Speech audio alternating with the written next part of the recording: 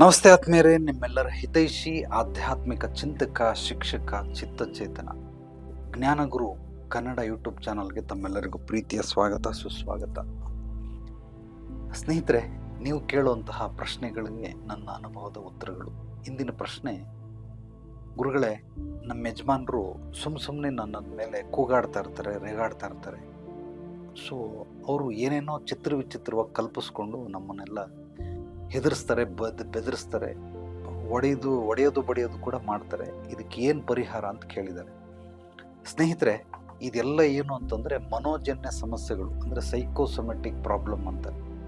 ಆ ರೀತಿ ಮಾನಸಿಕವಾಗಿ ಕೆಲವರು ಕಲ್ಪಿಸ್ಕೊಂಡಿರ್ತಾರೆ. ಇದನ್ನು ನಾನು ನಿಮಗೆ ಒಂದು ಕತೆ ಮೂಲಕ ಹೇಳೋದಕ್ಕೆ ಇಷ್ಟಪಡ್ತೀನಿ. ಒಬ್ಬರು ಒಂದು ಮನೆಯಲ್ಲಿ ಗಂಡ ಹೆಂಡತಿ ಇರ್ತಾರೆ. ಹಿಂಗೆ ಕೂತ್ಕೊಂಡು ಮಾತಾಡ್ತಾ ಇರ್ತಾರೆ. ಈ ದಡ್ರು ಮೂರ್ಖರು ಅಜ್ಞಾನಿಗಳಿಗೆ ನಾನು ಇಟ್ಟಂತಹ ಹೆಸರು ಚವಿ ಚಂಗಾದರ ಅಂತ. ತುರಾಮೇಶ್ ಅವನ ಹೆಸರು, ಲೋಮರಾಜ. ಈ 3 ಜನ ದಡ್ರು ಮೂರ್ಖರು ಅಜ್ಞಾನಿಗಳು. ಇವನು ಗಂಡ ಹೆಂಡತಿ ಇಬ್ರು ಇರ್ತಾರೆ. ಸೊ ಇವರಿಬ್ರು ಇದ್ದಾಗ ಗಂಡ ಹೆಂಡತಿ ಮಾತಾಡ್ತಾ ಇರ್ತಾರೆ. ಹೆಂಡತಿ ಕೇಳ್ತಾಳೆ, ಮಂಚ ಇಷ್ಟೇ ಚಿಕ್ಕದು, ನಾಳೆ ದಿವಸ ಏನಾದರೂ ನಮಗೆ ಮಕ್ಕಳಾದರೆ ನೀವು ಈ ಮಂಚದಲ್ಲಿ ಅಡ್ಜಸ್ಟ್ ಮಾಡ್ಬೋದು ಅಂತ.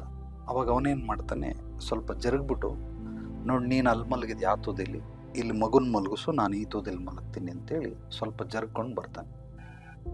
ಹೆಂಡತಿ ಕೇಳ್ತಾಳೆ, ಇನ್ನೊಂದು ಮಗು ಆದರೆ ಏನು ಮಾಡೋದು ಅಂತ. ಇನ್ನು ಸ್ವಲ್ಪ ಜರುಗ್ತಾನೆ, ನೋಡೋ ಮಗುನ ಇಲ್ಲಿ ಮಲಗಿಸು, ನೀನು ಸ್ವಲ್ಪ ಜರುಗು ಅಂದ್ಬಿಟ್ಟು ಅವಳನ್ನ, ಈ ಮಗು ಮೊದಲನೇ ಮಗು ಇಲ್ಲಿ, 2ನೇ ಮಗು ಇಲ್ಲಿ, ನಾನು ಇಲ್ಲಿ ಮಲಗ್ತೀನಿ ಅಂತ. ಕೊನೆಗೆ ಅವಳು ಕೇಳ್ತಾಳೆ, ಇನ್ನೊಂದು ಮಗು ಏನಾದರೂ ಆದರೆ ಅಂತ. ಇನ್ನೊಂದು ಮಗು ಆದರೆ ನೋಡಿ ಇಲ್ಲಿ ಬರ್ತದೆ ಅಂತ ಅವನು ತುದಿಗೆ ಬಂದ್ಬಿಟ್ಟಿರ್ತಾನೆ. ಬಟ್ ಮೇಲ್ಗಡೆಯಿಂದ ಬಿದ್ದೋಗ್ಬಿಡ್ತಾನೆ. ಮಂಚದ ಮೇಲಿಂದ ಕೆಳಗೆ ಬಿದ್ದೋಗ್ತಾನೆ. ಬಿದ್ದೋಗಿದ ತಕ್ಷಣನೇ ಕಿರ್ಚಾಡೋದಕ್ಕೆ ಶುರು ಮಾಡ್ಬಿಡ್ತಾನೆ. ಅವನು ಕಿರ್ಚ್ತಾ ಇರೋದು ಹೆಂಗೆ ಅಂದರೆ, ಅಕ್ಕಪಕ್ಕದ ಮನೆಯವರೆಲ್ಲ ಬಂದ್ಬಿಡ್ತಾರೆ. ಯಾ ಚವಿ ಚಂಗಾದರ, ಏನಾಯ್ತು ನಿನಗೆ, ಯಾಕೆ ಬಡ್ಕೊಳ್ತಾ ಇದ್ಯಾ ಅಂತ. ನಾನು ಮೇಲಿಂದ ನನ್ನ ಮಗು ಬೀಳಿಸ್ಬಿಡ್ತು ಸ್ವಾಮಿ. ನೋಡಿ, 1 ಮಗು ಆಯಿತು, 2 ಮಗು ಆಯಿತು, 3 ಮಗುನೇ ಆಗಿಲ್ಲಲ್ಲ, ಮೊನ್ನೆ ಮದುವೆ ಆಗಿದ್ದು ನಿನಗೆ, ಎಲ್ಲಿಂದ ಬೀಳಿಸ್ಬಿಟ್ಟೆ. ಅದನ್ನೇ ನಾನು ಹೇಳ್ತಾ ಇರೋದು, ಮಗು ಹುಟ್ಟಕ್ಕಿಂತ ಮುಂಚೆನೇ ನನ್ನನ್ನು ಬೀಳಿಸ್ಬಿಟ್ಟಿದೆ ಅಂದರೆ ಇನ್ನೇನಾದ್ರೂ ಮಗು ಹುಟ್ಟಿದ್ಮೇಲೆ ಏನೇನೆಲ್ಲ ಅನಾಹುತ ಮಾಡ್ತಾನೆ. ಅದಕ್ಕೆ ನಮ್ಗೆ ಯಾವ ಮಕ್ಕಳು ಬೇಡ, ಏನು ಬೇಡ ಅಂತ ಹೇಳಿ ತಲೆಗೆ ತಿನ್ನಿಸ್ಕೊಂಡು ಎಲ್ಲರಿಗೂ ಕೂಡ, ಇಡೀ ಬಿಲ್ಡಿಂಗಲ್ಲಿರೋರಿಗೆ, ಅಕ್ಕಪಕ್ಕದಲ್ಲಿರೋರಿಗೆಲ್ಲ ಕಾಟ ಕೊಡ್ತಾ ಇದ್ದಂತೆ. ಇದು ದಿನನಿತ್ಯ ನಡೆಯುವಂಥ ಕ್ರಿಯೆ. ಅಂದರೆ ಹುಟ್ಟದೇ ಇರೋ ಮಗುಗೆ ಈ ರೀತಿ ಸಮಸ್ಯೆಗಳು ಮಾಡಿಕೊಂಡು ಜೀವಂತವಾಗಿರೋರಿಗೆ, ಅಕ್ಕಪಕ್ಕದಲ್ಲಿರೋರಿಗೆಲ್ಲ ತೊಂದರೆ ಕೊಡ್ತಾ ಇರ್ತಾರೆ. ಇಂಥದ್ರಲ್ಲಿ ಈಗ ಆಕೆ ಹೇಳದಂಥ ವಿಚಾರಗಳೇನು ಅಂತಂದರೆ, ಇವನಿಗೂ ಇದೇ ರೀತಿ ಭ್ರಮೆಯಲ್ಲಿ ಬದುಕ್ತಾ ಇರ್ತಾರೆ. ಕೆಲವರು ಊಹೆಯಲ್ಲಿ ಬದುಕ್ತಾ ಇರ್ತಾರೆ, ಕಲ್ಪನೆಯಲ್ಲಿ ಬದುಕ್ತಾ ಇರ್ತಾರೆ. ನಾನೊಂದು ಎಲ್ಲರಿಗೂ ಆನ್ಲೈನ್ ಕ್ಲಾಸ್ ಮಾಡಬೇಕಾದ್ರೆ ಕತೆ ಹೇಳ್ತೀನಿ. ಒಬ್ಬ ಕುರಿ ಮೇಯಿಸೋನು ಒಂದು 30-40 ಕುರಿಗಳನ್ನ ತಗೊಂಡೋಗ್ತಾನೆ. ಬೆಟ್ಟ ಗುಡ್ಡದ ಮೇಲೆ ಮೇಯಕ್ಕೆ ಬಿಟ್ಬಿಡ್ತಾನೆ. ಒಂದು ಬಂಡೆ ಮೇಲೆ ಕುತ್ಕೊಳ್ತಾನೆ. ಒಂದು ಕಡ್ಡಿ ತಗೊಳ್ತಾನೆ, ಬೆತ್ತದ ಕಡ್ಡಿ, ಬಿದಿರಿನ ಕಡ್ಡಿ ತಗೊಂಡು ಆ ಬಂಡೆ ಮೇಲೆ ಹೊಡಿತಾ ಇರ್ತಾನೆ, ಹಿಂಗೆ ಟಕ ಟಕ ಟಕ ಟಕ ಅಂತ. ಅದು ಅವನಿಗೆ ಏನೋ ಒಂದು ರೀತಿ ಟೆಂಪ್ಟ್ ಆಗುತ್ತೆ.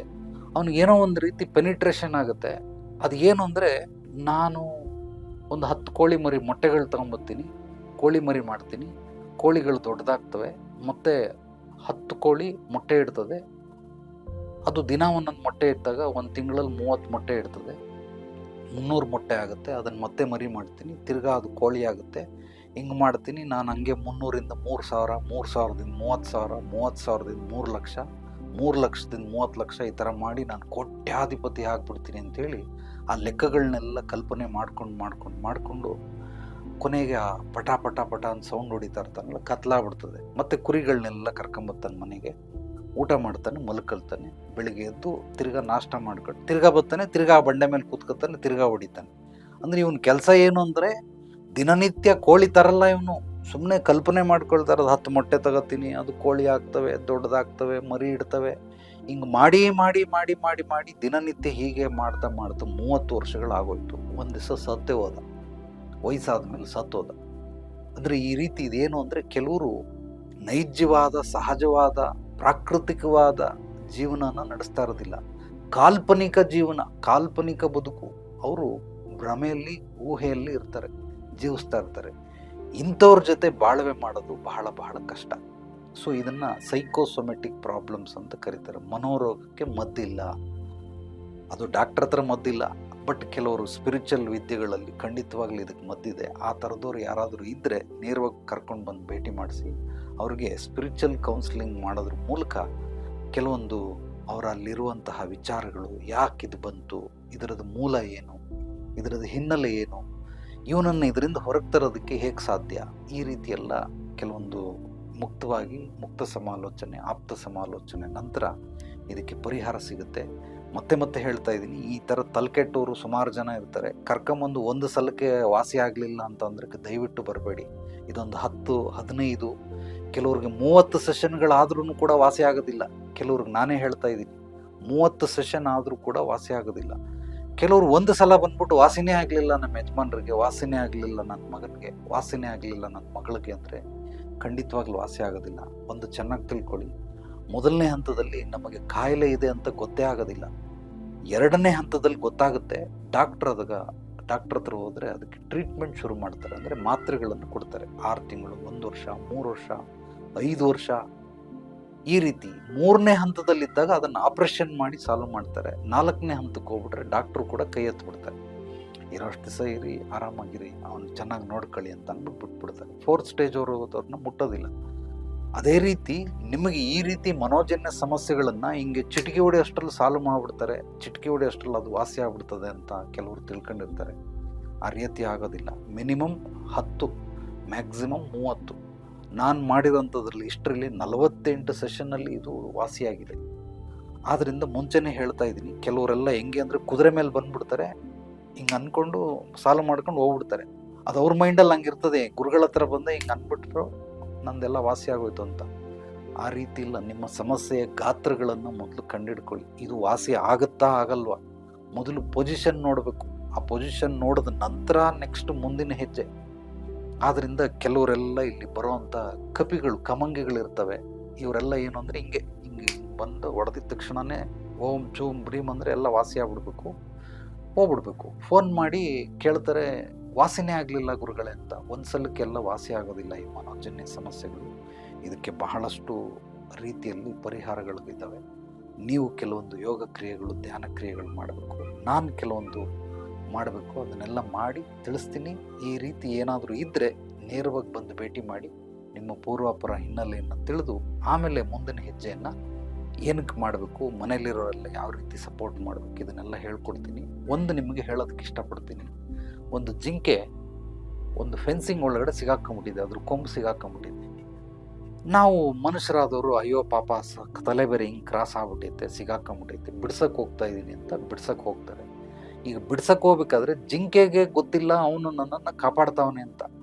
ಅದು ಏನು ಮಾಡ್ತದೆ, ಕಾಲಲ್ಲಿ ಜಾಡ್ಸಿ ಒದ್ದು ಬಿಡ್ತದೆ. ಸೊ ನಮಗೆ ಏಟ್ ಬೀಳ್ಬೋದು, ಏನೋ ಬೀಜಕ್ಕೆ ಹೋದ್ರೆ ಸತ್ತೇ ಹೋಗ್ಬಿಡ್ಬೋದು, ನೆಗದು ಬಿದ್ದೋಗ್ಬಿಡ್ತೀವಿ. ಆದರೂ ಕೂಡ ನಮ್ಮ ಜೋಪಾನದಲ್ಲಿ ನಾವು ಇಟ್ಕೊಂಡು ಅದನ್ನು ಬಿಡಿಸೋ ಪ್ರಯತ್ನ ಮಾಡ್ತೀವಿ. ಬಿಡಿಸೋದಕ್ಕೆ ಏನು ಮಾರ್ಗ, ಕೊಂಬು ಹೇಗೆ ಸಿಗಾಕೊಂಡಿದ್ದೆ ಅದನ್ನು ಹೊರಗೆ ತರೋವಂಥ ಪ್ರಯತ್ನ ಮಾಡಬೇಕು. 1, ಇಲ್ಲಾಂದರೆ ಕೊಂಬನ್ನು ಕತ್ತರಿಸ್ಬೇಕು. 2, ಇಲ್ಲ ಫೆನ್ಸಿಂಗ್ನಾದರೂ ಕಟ್ ಮಾಡಬೇಕು. 3, ಅಂದರೆ ಈ 3 ಮಾರ್ಗಗಳಲ್ಲಿ ಯಾವುದೋ ಒಂದು ಮಾರ್ಗ ಅದನ್ನು ಕಾಪಾಡೋವಂಥವನಿಗೆ ಗೊತ್ತಾಗುತ್ತೆ. ಆ 3 ಮಾರ್ಗದಲ್ಲಿ ಅವನಿಗೆ ಮನಸ್ಥಿತಿ, ಪರಿಸ್ಥಿತಿ, ವಾತಾವರಣ ಯಾವ ರೀತಿ ಸಹಾಯ ಮಾಡುತ್ತೆ ಅದ್ರ ಮೇಲೆ ಮಾಡ್ತಾನೆ. ಆದ್ದರಿಂದ ನಿಮ್ಮ ಮನೆಗಳಲ್ಲೂ ಅಷ್ಟೇ ಈ ರೀತಿ ಮನೋಜನ್ಯ ಸಮಸ್ಯೆಗಳಿರುವಂಥವ್ರು ಪಾಪ ಅವ್ರಿಗೆ ಗೊತ್ತಿಲ್ಲ, ನಾನು ಇವ್ರಿಗೆ ಕಷ್ಟ ಕೊಡ್ತಾ ಇದ್ದೀನಿ, ನಾನು ಇವ್ರಿಗೆ ಹೊಡಿತಾ ಇದ್ದೀನಿ, ಬಡಿತಾ ಇದ್ದೀನಿ ಅಂತ. ಆದರೆ ಅವ್ರ ಸಮಸ್ಯೆಯಲ್ಲಿ ಇರೋದ್ರಿಂದ ಅವ್ರಿಗೆ ಗೊತ್ತಾಗಲ್ಲ. ನಿಮಗೆ ಗೊತ್ತಲ್ಲ, ನೀವು ಸಮಸ್ಯೆಯಿಂದ ಹೊರಗಿದ್ದೀರಾ, ನಿಮಗೆಲ್ಲವೂ ಚೆನ್ನಾಗಿ ಗೊತ್ತಾಗ್ತಾ ಇರುತ್ತೆ. ಅದನ್ನು ಒಂದು ಪ್ರಾಣಿ ಥರ ನಾವು ಟ್ರೀಟ್ ಮಾಡ್ಕೊಳ್ಬೇಕು, ಅಕ್ಸೆಪ್ಟ್ ಮಾಡ್ಕೊಳ್ಬೇಕು ಹೊರತು ಅವ್ರಿಗೆ ಸುಮ್ಮನೆ ಹೇಳೋದ್ರಿಂದ, ಬೈಯೋದ್ರಿಂದ, ಅಥವಾ ನೀವು ಅವ್ರಿಗೆ ಹೊಡೆಯೋದ್ರಿಂದ, ಅವ್ರಿಗೇನೋ ಪನಿಷ್ಮೆಂಟ್ ಕೊಡೋದ್ರಿಂದ ಈ ಸಮಸ್ಯೆಗಳು ಬಗೆಹರಿಯೋದಿಲ್ಲ. ಇದನ್ನು ಬಹಳ ನಯನಾಜೂಕಿನಿಂದ ಇದನ್ನು ಹ್ಯಾಂಡಲ್ ಮಾಡಬೇಕು. ಅಂದರೆ ಇದಕ್ಕೆ ಪರಿಹಾರ ಮಾರ್ಗಗಳು ಬಹಳ ಸೂಕ್ಷ್ಮವಾಗಿರ್ತವೆ, ಸೂಕ್ಷ್ಮಾತಿ ಸೂಕ್ಷ್ಮವಾಗಿರ್ತವೆ. ಅದನ್ನು ಅರ್ಥೈಸ್ಕೊಂಡು ಮಾಡುವಂಥವ್ರು ಬೇಕು, ಅವಾಗ ಮಾತ್ರನೇ ಇದಕ್ಕೆ ಪರಿಹಾರ ಸಿಗುತ್ತೆ ಹೊರತು ಕೋಪದಿಂದ, ದ್ವೇಷದಿಂದ ಅಥವಾ ನಮ್ಮ ಅಹಂಕಾರದಿಂದ ನಾವು ಮಾಡ್ತೀನಿ ಅಂದರೆ ಇದಕ್ಕೆ ಸಾಧ್ಯವಿಲ್ಲ.